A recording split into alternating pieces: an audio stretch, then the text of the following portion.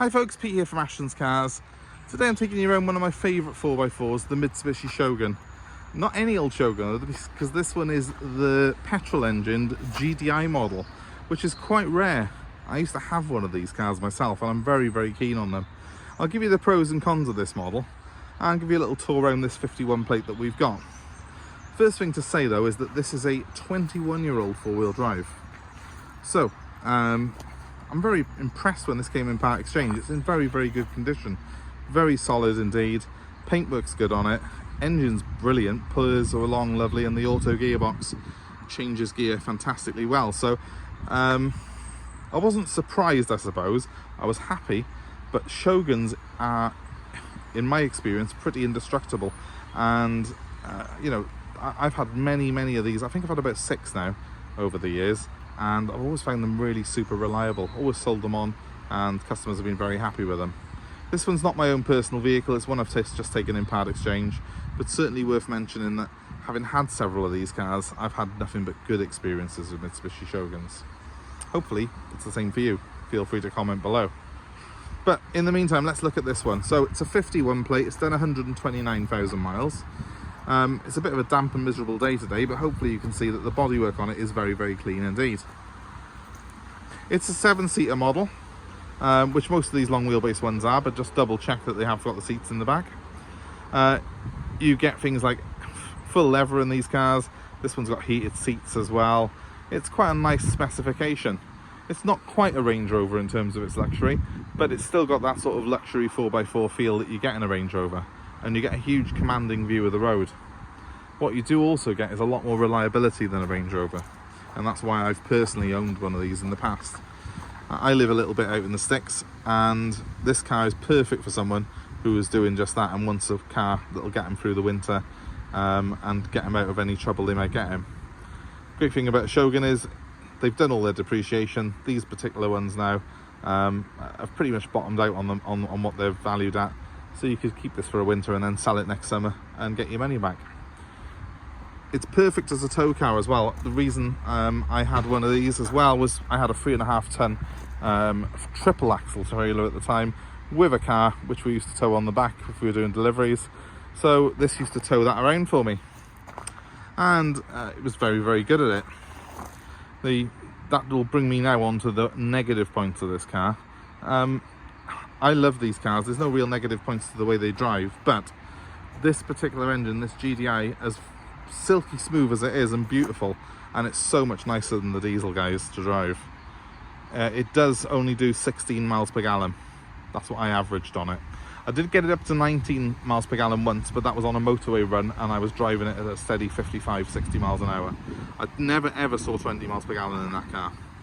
So I just want to be realistic and tell you, if you're looking to buy one of these, don't expect it to be cheap to run. Also, it only runs on super unleaded.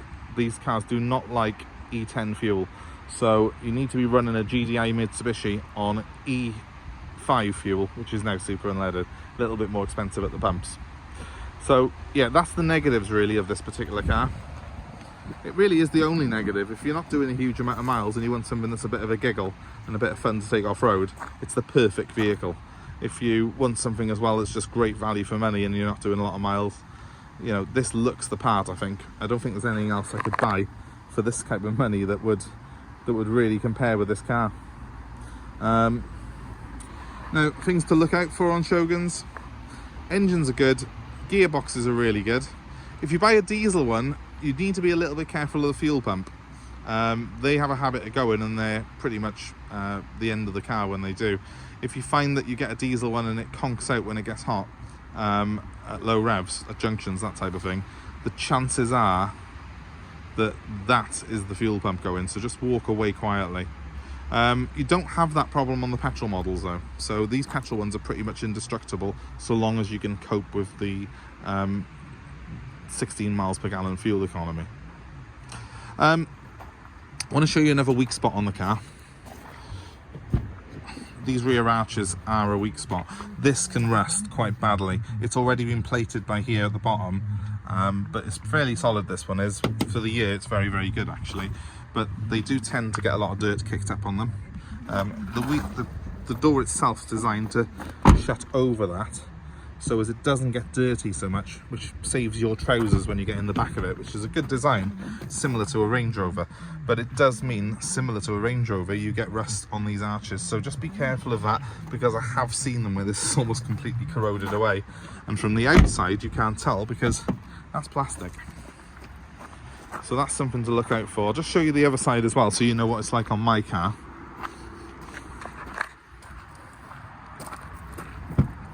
If anything, this side's better again because it's not even been repaired.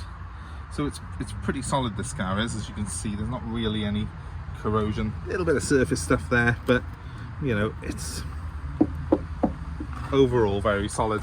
These aren't a structural point of the car as well, because this car's built, it's not a monocoque, it's a ladder chassis. But you don't want to be buying one that's got completely rotted out arches. It looks awful, and it's probably going to fail its MOT eventually. Apart from that, bodywork wise, these are very strong as well. They don't tend to rot a great deal, apart from those rear arches. You do need to be careful underneath. Just check the MOT advisories that you haven't got a million advisories for corrosion underneath the cars. But you know, a little bit of welding every few years usually keeps these going. Let's show you a bit more of this particular one. Well, as I said, I'm quite keen on the fact that this one's in very, very good condition for its age. And it's all original, it's not been molested or messed around with anyway.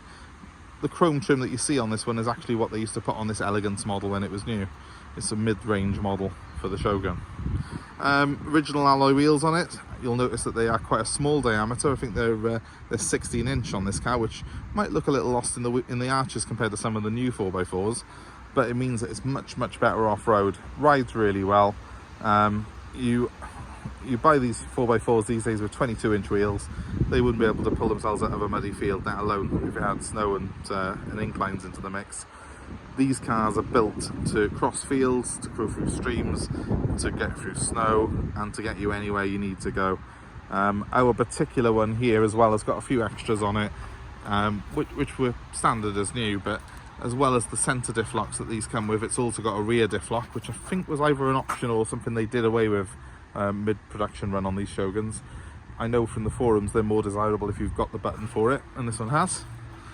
It's a selectable four-wheel drive system, which has also got a low ratio gearbox on it, for when the going gets really tough. So it's a proper old school 4x4 this. They just don't make them like this anymore, and I can't stress how much better this is than a modern 4x4 when it comes to getting through some tough off-roading. So often you see these with side steps and stuff on them. This one hasn't got that, but it's fairly easy to get into, and it's fairly clean and tidy when I'm inside. I'll just show you the back as well very quickly.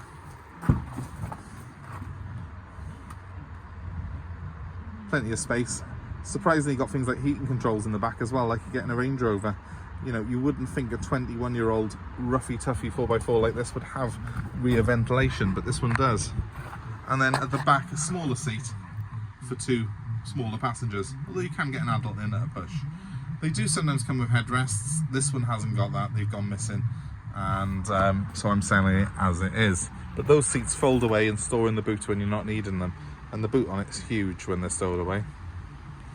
So without further ado, let's just start it up. Let me show you that GDI engine and what it's all about.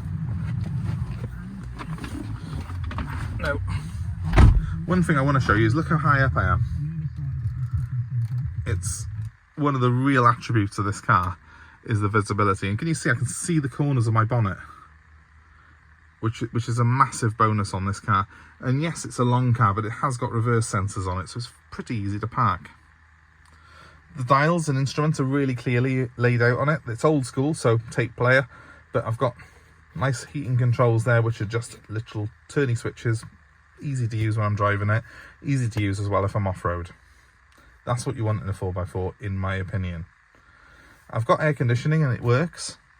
I've got cruise control and that works. I tried all these things out because I actually had to pick this car up from quite a long distance away. I've done about 200 miles in it now. I've got two levers here, one for the traditional automatic gearbox, which has got a Tiptronic function if you really want to use that, but why would you?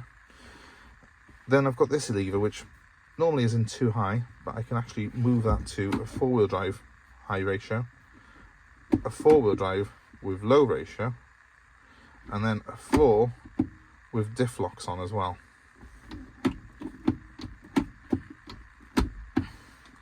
Pretty simple to use. Very, very effective, because with the diff locks on, and that actually 4 high with diff locks, that is, and then 4 low with diff locks. So when you're in 4 low, you've always got the diff locks on. With those 2 modes there, they really are proper serious off-road modes for this car. And, you know, very, very, there's nothing much better. I've always bought these for when I needed something tough for the winter. I honestly can't stress how good this car is at getting you out of trouble. I've also got an additional switch by here, which is that rear diff lock. So that essentially makes me have a solid rear axle. And that on its own makes a big difference to how this setup works, because with the 4 high with the lock-in and that rear lock on, I've literally got a solid vehicle for powering out through snow and stuff like that. It is phenomenal. You wouldn't use it on the road, you'd literally shred your tyres, but those diff locks really do make a massive difference when you're in a tough environment.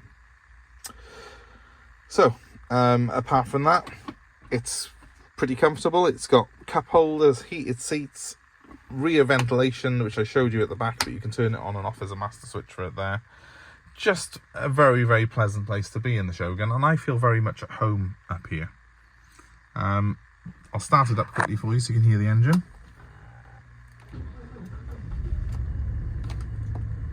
So there she is, thundering into life. So much nicer sounding than that diesel engine, isn't it? You can see I've got the rear little lights there lit up. If I put it into 4-wheel drive, the front ones will flash and then engage, and I can switch them off at literally a flick of a lever. Very, very easy to do. I'll need to drive it now for them to switch off, but that's fine. It'll do that when I move it in a moment. It's just very, very easy to do. The car is very easily sort of driven, set up. The auto box is beautiful on this particular car. I can't stress it enough. And you can hear I just put it into reverse. I've got rear sensors for when I'm going backwards. So it's very easy to drive. Everything on it works. Typical Japanese car, isn't it? Apart from those rear arches and the fact that it doesn't do a great deal of fuel consumption, it's the perfect 4x4. So if you're looking for one of these, well, come no further. I've got one here. It's available for sale. My number's 07932 873 646. If this is of interest to you, give me a call. It is available for delivery anywhere in the UK. I'll give you a quote for that. And I'm also happy to take your old car in part exchange. It's also going to be fully workshop inspected before it goes out. So, perfect winter car for someone, I hope. Tempted to keep this for myself, I must be honest, except I've already got too many cars. So if you're looking for one of these, I think this is unbeatable. Give me a call, 07932 873 646. And in the meantime, guys, please give us a like, a share, subscribe to our channel for more car buying advice, more vehicles like this that we've got available for sale. If you subscribe, you'll also be updated when we get new stock in. Thanks ever so much for watching. I hope it's been of interest to you. And for now, it's goodbye from me. Goodbye.